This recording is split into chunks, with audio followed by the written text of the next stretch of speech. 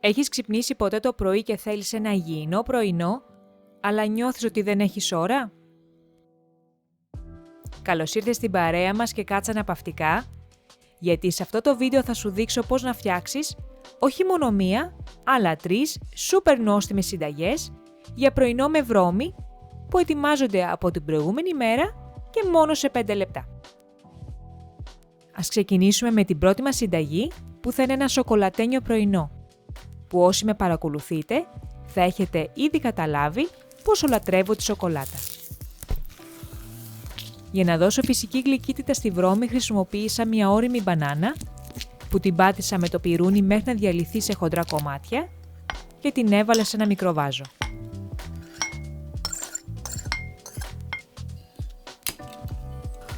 Σε αυτό πρόσθεσα τη βρώμη, το κακάο σε σκόνη που είναι πλούσιο σε αντιοξυδωτικά, λίγο αλάτι που θα αναδείξει τη γεύση της σοκολάτας,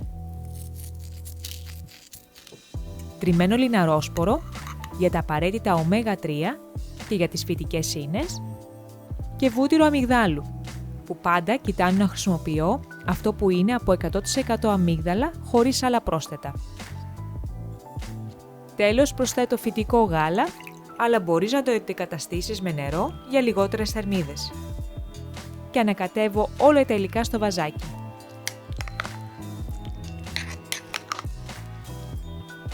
Καλύπτω με το καπάκι του και βάζω στο ψυγείο για τουλάχιστον 3 ώρες ή καλύτερα όλο το βράδυ, ώστε να ενωθούν οι γεύσεις και να φουσκώσει η βρώμη. Το πρωινό αυτό είναι έτοιμο να το φας έτσι όπως είναι. Αλλά αν έχεις έστω και λίγα λεπτά, τότε συνιστώ να προσθέσεις λίγα κομμάτια μπανάνας, γιαούρτι σόγιας για να αυξήσεις την περιεκτικότητα σε πρωτεΐνη, λίγα καρβουδισμένα φουντούκια και εγώ προσθέτω και σπόρους κάναβης που είναι πλούσια σε καλά λιπαρά και πρωτεΐνη. Είναι πραγματικά τόσο νόστιμο, τόσο πλούσια σοκολατένιο που θα γίνει και το δικό σου αγαπημένο. Και αν μέχρι τώρα σου άρεσε η πρώτη μας συνταγή, μην ξεχάσεις να δώσεις ένα like και κάνε εγγραφή στο κανάλι μου μέχρι να περάσουμε στην επόμενη συνταγή που έχει γεύση από φθινόπωρο και θα νομίζεις ότι τρως γλυκό αντί για πρωινό. Αφού κόψεις ένα μήλο στη μέση, το τρίβεις στη χοντρή μεριά του τρίφτη και το βάζεις στο βαζάκι.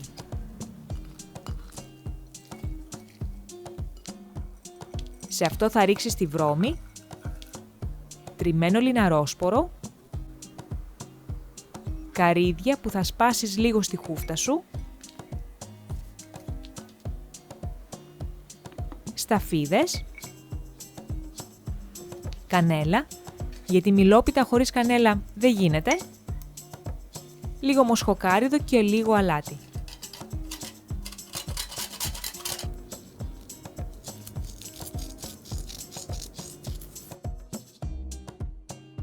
Όσο για τα υγρά στοιχεία βάζεις φυτικό γάλα, σιρόπι σφενδάμου ή ό,τι άλλο φυσικό γλυκαντικό θες,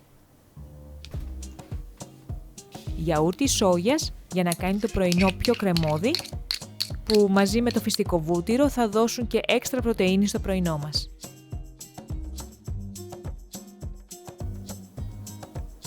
Ανακατεύεις καλά ώστε όλα τα υλικά να ενωθούν με τη γεύση των μπαχαρικών και τα τρίματα του μήλου να πάνε γύρω σε όλο το βαζάκι. Βάζεις το ψυγείο για τουλάχιστον 3 ώρες ή καλύτερα όλο το βράδυ, ώστε η βρώμη να απορροφήσει όλα τα υγρά. Όπως και την προηγούμενη φορά, το πρωινό είναι έτοιμο, αλλά αν έχεις λίγο χρόνο το πρωί, αξίζει να προσθέσεις λίγο ακόμα γιαούρτι, κομμάτια μήλου, λίγο ακόμα σιρόπι σφενδάμου και καρύδια. Από πάνω πασπαλίζεις λίγη κανέλα και είσαι έτοιμος να το απολαύσεις.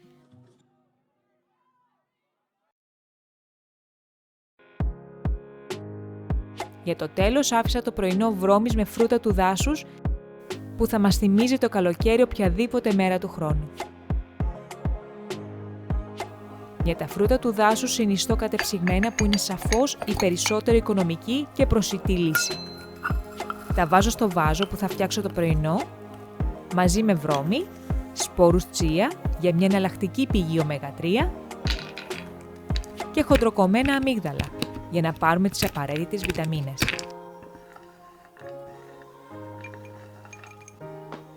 Όσο για τα υγρά υλικά, αυτή τη φορά πρόσθεσα κύλισμα βανίλιας, σιρόπι σφενδάμου ή αγάβης για να ισορροπήσει την οξύτητα από τα φρούτα και τέλος φυτικό γάλα. Ανακατεύω καλά, αλλά όχι πολύ για να μην διαλυθούν τα φρούτα και βάζω στο ψυγείο για τουλάχιστον 3 ώρες, αλλά καλύτερα να μείνει όλο το βράδυ όπως και στις προηγούμενες συνταγές. Και αυτό το πρωινό βρώμης είναι έτοιμο να το φας από το βαζάκι κατευθείαν από το ψυγείο, αλλά αν έχεις λίγη ώρα, αξίζει να βάλεις λίγα φρούτα από πάνω. Εγώ έβαλα φράουλα, μαζί με λίγο γιαούρτι, αμύγδαλα και φυστικό βούτυρο.